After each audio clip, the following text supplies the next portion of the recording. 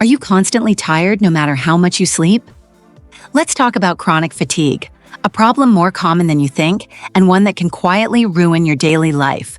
Instead of diving into endless medical jargon, here are 5 simple, practical steps you can take today to fight it. First, check your thyroid health. A lack of iodine often leads to low thyroid hormones. Add seaweed salad to your daily diet. Just a few spoonfuls can make a difference.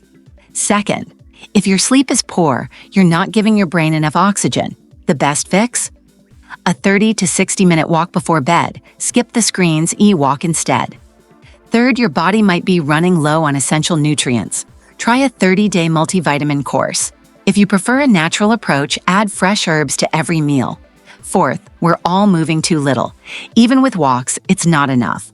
Start with 50 squats a day. Just that can boost your energy in 2 weeks. And finally, stress.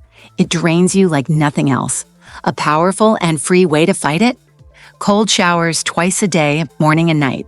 Yes, it works. Thanks for watching. If you found this helpful, consider subscribing for more easy health tips that actually work.